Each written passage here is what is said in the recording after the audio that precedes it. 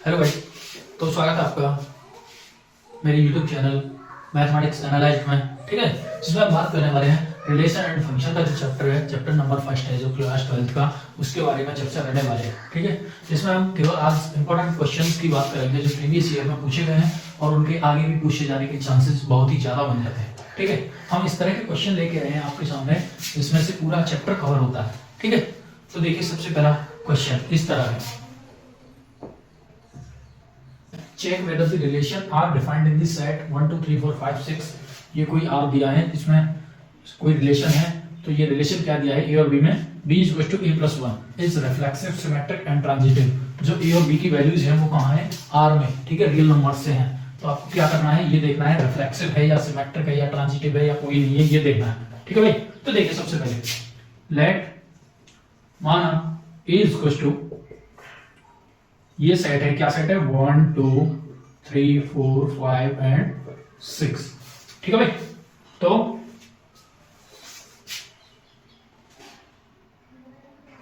A relation R is defined in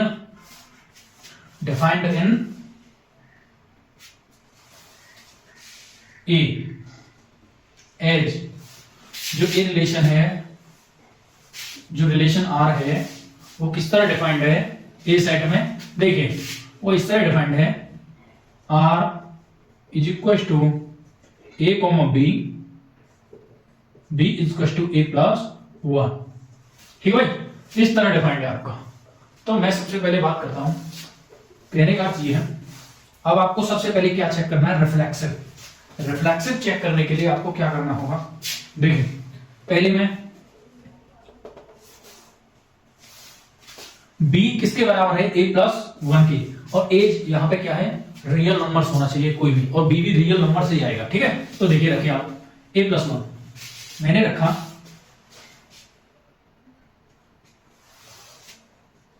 r = ठीक है भाई, मैंने रखा 1, a की जगह पे क्या रखा 1, तो क्या आएगा, b की जगह पे क्या हो जाएगा 2, मैंने रखा 2 तो क्या हो जाएगा 3, मैंने रखा 3 4 हो जाएगा, मैंने 4 रखा तो 5 हो जाएगा, और मैंने 5 रखा तो 6 हो जाएगा। ठीक है, इस तरह हो जाएगा। तो आप देख रहे हो v = a+1 है, तो ये फॉलो करता है इसको। ठीक है भाई, इस कंडीशन को ये फॉलो करते हैं, लेकिन अब हमें ये देखना है ये रिफ्लेक्सिव है कि नहीं, सिमेट्रिक है कि नहीं, ट्रांजिटिव है कि नहीं। ठीक है, तो सबसे पहले हम रिफ्लेक्सिव की बात करें, तो रिफ्लेक्सिव के लिए क्या होना चाहिए, a, बिलोंग्स टू r, क्या a, belongs to r, but यहां पे ऐसा नहीं दिख रहा है, कोई भी 1, या 2, या 3, कहीं भी ऐसा कोई पेयर बन रहा है, नहीं बन रहा। ठीक है, कोई भी रिलेशन ऐसा नहीं बना, तो इसका मतलब ये रिफ्लेक्सिव कह सकते हैं। We find a, not belongs to r, not belongs to r, वेयर a belongs to a, where a belongs to a, capital A। यहां पे a क्या है, सेट A का, सेट A को बिलोंग करता है। ठीक है, so R is not reflexive, कहने का अर्थ ये है ये रिफ्लेक्सिव नहीं होगा। क्यों नहीं होगा भाई, पता चला, इसलिए नहीं होगा ये रिफ्लेक्सिव क्योंकि a, not belongs to R। अगर यहां पे कहीं होता 1, या 1, 2, ये कंडीशन बनती तो ये रिफ्लेक्सिव होता, बट ये कंडीशन नहीं हुई, तो इसका मतलब ये रिफ्लेक्सिव नहीं है। अब देखते हैं हम सिमेट्रिक। तो सिमेट्रिक में क्या कंडीशन होती है, a, b अगर रिलेशन में है तो b, a भी होना चाहिए, ये कंडीशन बनती है। तो देखते हैं ऐसा कुछ है क्या, देखिए 1, 2 है तो 2, 1 कहीं नहीं है, 2, 3 है तो 3, 2 भी नहीं है। यहां लास्ट तक देख लीजिए, ऐसी कोई भी कंडीशन नहीं बनती है। कहने का अर्थ ये है we observe that a comma b belongs to R but b comma a not belongs to R. So we observe that a comma a b belongs to R but b comma a not belongs to R, so that it is not symmetric. ये reflexive भी नहीं हुआ, symmetric भी नहीं है, और transitive है कि नहीं। देखिए अब हम बात करते हैं ट्रांजिटिव की। तो ट्रांजिटिव के लिए हमारी जो कंडीशन अप्लाई होती है वो होती है, इसके लिए ट्रांजिटिव के लिए a comma b belongs to R है और b comma c belongs to R है, तो a कॉमा c भी बिलोंग करेगा R को। ठीक है, तो ये देखिए 1 कॉमा 2 बिलोंग करता है R को, 2 कॉमा 3 बिलोंग करता है R को, लेकिन 1 कॉमा 3 कहीं पे ऐसा दिखा है 1 का 3 से रिलेशन हो, कहीं ऐसा दिखा नहीं दिखा। तो हम कह सकते हैं we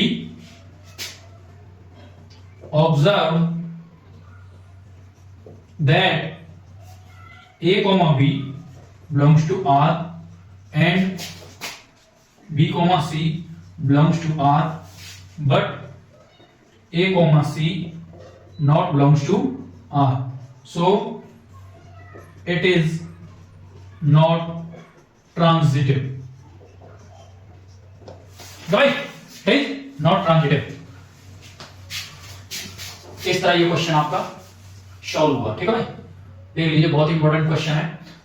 अब आप एक ही क्वेश्चन से निकालना सीख गए होंगे। मेरा मानना है रिफ्लेक्सिव क्या होता है ये समझ गए होंगे, कैसे निकालते हैं, सिमेट्रिक की क्या कंडीशन होती है, कैसे निकालते हैं ट्रांजिटिव। ठीक है भाई, ये जो आपका 1.1 है उसमें यही दे रखा है, ये सब केवल रिफ्लेक्सिव, सिमेट्रिक और ट्रांजिटिव देखना। ठीक है, देख लीजिए। इसके बाद हम नेक्स्ट क्वेश्चन की बात करते हैं। Let f such that n tends to n be defined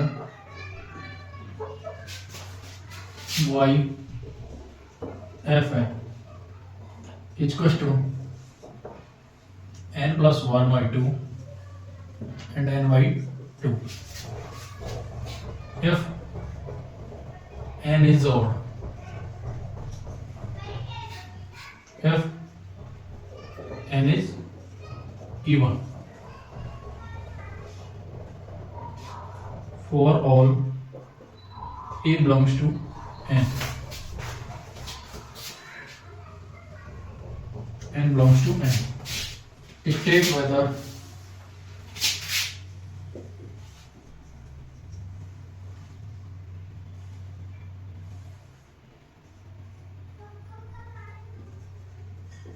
the function f is bijective।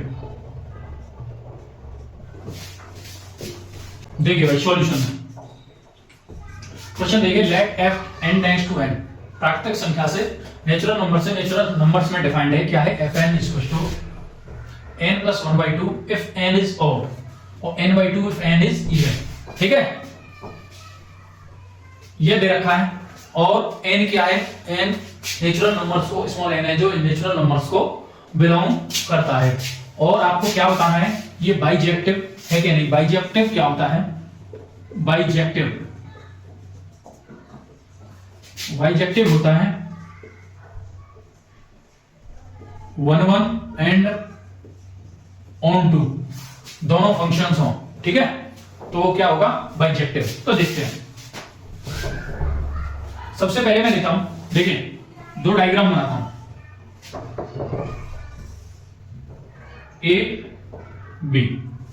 तो भाई, तो मैं सबसे पहले ऑड नंबर लेता हूं इसके लिए, तो 1 रखा मैंने, कितना 1, तो 1 प्लस 1 2 से डिवाइड हो गया, कितना आया 1 आया मुझे 1 5।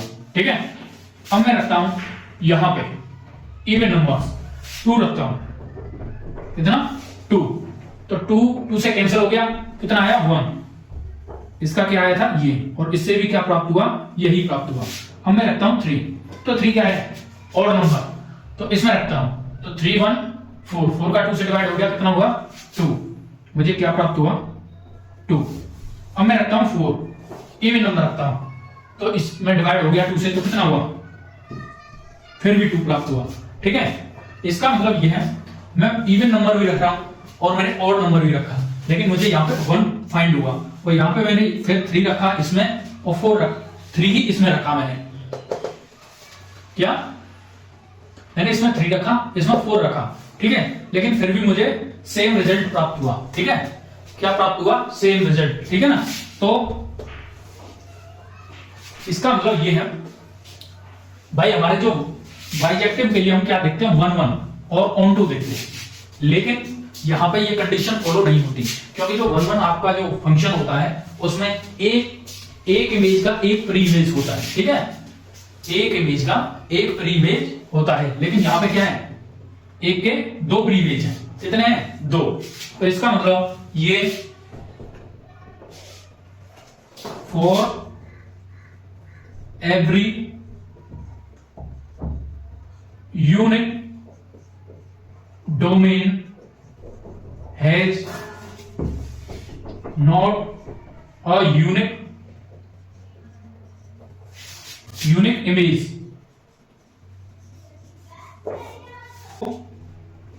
this is not 1 1 function। ठीक है भाई, ये 1 1 फंक्शन इसलिए नहीं हुआ। ठीक है, इतना समझ में आ गया। और उसके बाद क्या है? उसके बाद ये है, आपको बाइजेक्टिव प्रूव करना था। बाइजेक्टिव है कि नहीं? जब ये 1 1 नहीं है तो ऑन टू हो या ना हो हमें आगे प्रूव करने की जरूरत ही नहीं है, क्योंकि जब 1 1 ही नहीं है तो इसका मतलब बाइजेक्टिव नहीं हुआ। ठीक है, so this is not bijective। ठीक है भाई, ये देख रहे, क्योंकि जब 1 1 ही नहीं है तो ऑन टू हो या ना हो उसको आगे देखने की जरूरत ही नहीं है। जब यही आपका जो क्वेश्चन आंसर है वो खत्म हो जाता है कि जब 1 1 नहीं है, तो अगर 1 1 होता तो आप ऑन टू देखते। ठीक है, बहुत ही अच्छा क्वेश्चन है, देख लीजिए। इसी के साथ हम नेक्स्ट क्वेश्चन की बात करते हैं। Let A is equals to R minus and B is equals to R minus 1। Consider the function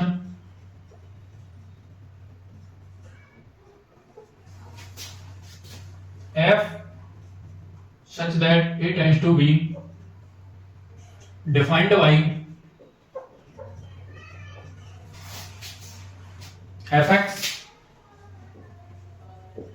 is equals to x minus 2 upon x minus 3 is f 1 1 and on 2।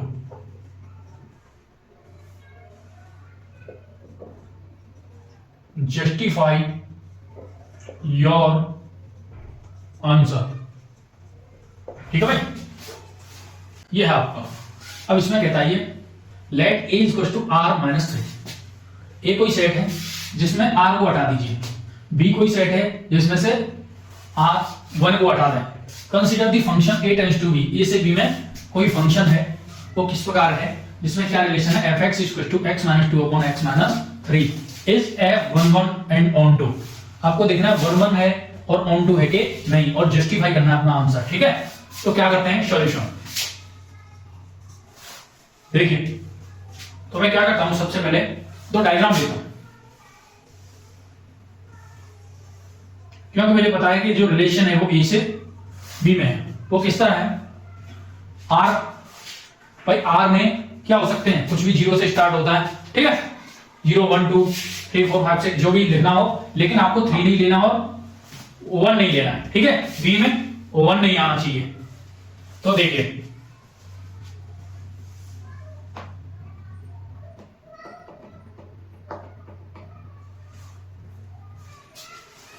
तो मैंने रखा 1। मैंने क्या रखा? 1। एक्स की जगह पे मैंने 1 पुट किया। F X equal to 1 minus 2 upon 1 minus 3। ठीक है, तो कितना हुआ? -1 अपॉन -2, माइनस से माइनस कैंसिल, 1/2। उसके बाद मैंने 2 रखा, तो कितना होगा 2 माइनस 2 0। अब मैंने रखा 3 में रख नहीं सकता हूं क्योंकि a में 3 नहीं रखना है, तो 4 रखूंगा। तो मैंने 4 रखा तो क्या आया देखिए 4 माइनस 2 कितना हुआ 4 माइनस 2 हुआ 2 और 4 माइनस 3 1। तो इसका मतलब ये कितना आया 1 आया आपका। कितना आया 4 रखने पे 2 आएगा 4 माइनस 2 2। ठीक है तो देखिए एक का एक के साथ रिलेशन आ रहा है यहां पे। ठीक है ना, हम जैसे जैसे यहाँ पे डिजिट चेंज कर रहे हैं उसी तरह यहाँ पे भी अलग अलग नंबर्स आ रहे हैं। ठीक है ना, एक इमेज का एक ही प्री इमेज यहाँ पे हमें प्राप्त हो रहा है। ठीक है, बी सेट का जो प्री इमेज है वो एक है, एक का एक प्री इमेज प्राप्त हो रहा है यहाँ पे। ठीक है ना, तो इससे पता चलता है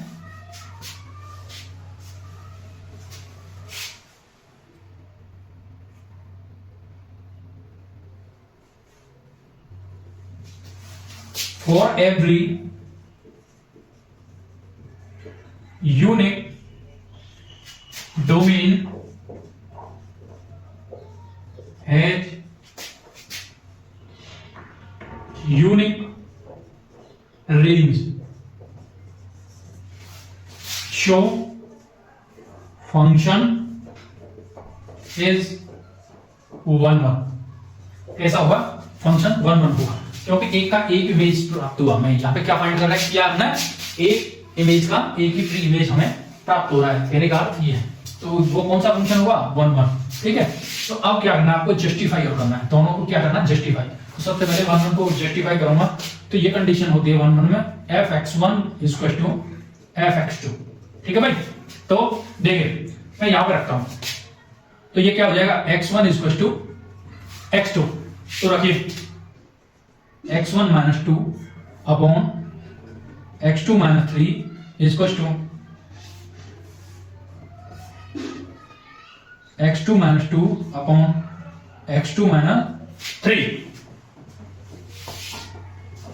तो क्रॉस मल्टीप्लाई करते हैं, देखिए क्या हो जाएगा x1 x2 माइनस वो +6 इक्वल्स टू x1 x2। नहीं भाई देखिए ये हो जाएगा आपका x1 का x2 के साथ x1 x2 और फिर x1 का माइनस के साथ -3x1। ठीक है, उसके बाद -2x2 +6। ठीक है, इक्वल्स टू अब इसका कर लीजिए x1 x2 -2x1 -3x2 +6। ठीक है, ये फाइंड हुआ। तो उसके बाद क्या करते हैं हम x1 से x1 कट गया। ठीक है, 6 से आपका 6 कैंसिल आउट हो गया तो x1 वाले को एक तरफ ले आइए और x2 वाले को एक तरफ। तो -3x1 इक्वल्स टू ये है -2x1 है नहीं है। ठीक है, ये है -3x2 ये प्लस का 2x2 इधर आ गया।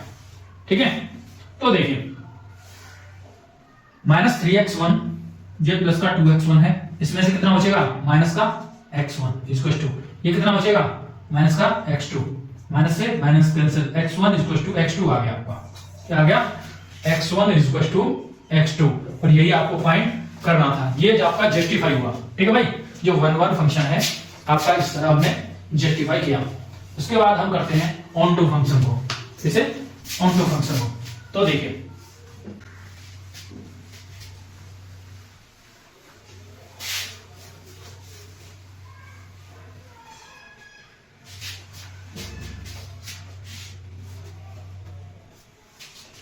ऑन टू फंक्शन के लिए हमें क्या करना होता है f(x) = y प्रूव करना होता है। क्या y प्रूव करना होता है ऑन टू फंक्शन के लिए, ऑन टू के लिए। ठीक है भाई, तो y = क्या है y = f(x) = y है तो y = क्या होगा x - 2 अपॉन x - 3 यही होगा। तो यहां से हम किसकी वैल्यू निकालते हैं, x की वैल्यू निकालिए, तो क्या होगी, कीजिए क्रॉस मल्टीप्लाई, ये हो जाएगा yx minus 3y equal to x minus 2, ठीक है। तो yx माइनस का x equal to 2 minus 2 plus का 3y। अब ये इसमें से क्या आ जाएगा, x कॉमन आ जाएगा, तो ये क्या बचेगा, y minus 1 equal to minus 2 plus 3y, ठीक है। तो x equal to minus 2 plus 3y upon y minus 1, ठीक है भाई, y माइनस 1। और ये भी आपका r माइनस 1 था, ठीक है, क्या था, r माइनस 1। और फिर यहाँ पे क्या नहीं होना चाहिए, यहाँ पे ये किसके बराबर नहीं होना चाहिए, नीचे वाला 0 के बराबर, ठीक है। तो y ये इधर आ जाएगा, तो क्या हो जाएगा, y minus 1 is not equal to 0, तो y is not equal to 1, ठीक है भाई। रेंज है वो निकल के आई, range y equal to y belongs to r minus 1। और जो कोडोमेन आपको दे रखा है, कोडोमेन देखिए पहले से दे रखा है आपको कोडोमेन, वो क्या, इसका मतलब जो रेंज इक्वल टू कोडोमेन, भाई यहां पर रेंज और कोडोमेन आपके बराबर आए ना, देखिए ये तो इससे आ गया, आपकी जो रेंज है क्या आई, ये 1 नहीं होना चाहिए, कहने का अर्थ ये है बाई क्या निकल के आया, उसमें से 1 को हटा दीजिए, ठीक है। तो वही आपकी रेंज आ गई। और डोमेन आपको दे रखा है, कोडोमेन बी सेट होता है, वो क्या होता है आपका कोडोमेन, ये दे रखा है आपका, ठीक है। तो रेंज किसके बराबर आ गई, कोडोमेन के, कहने का अर्थ ये है जब कोडोमेन के बराबर आ गया तो वो क्या होगा, onto function, so function is onto, function कैसा होगा, ऑन टू होगा, ठीक है भाई। इस तरह आपका ये जस्टिफाई हुआ, ठीक है, देख लीजिए। इसी के साथ आज की क्लास यही समाप्त होती है, ठीक है भाई, अच्छे से देख लेना इस क्लास को, ओके।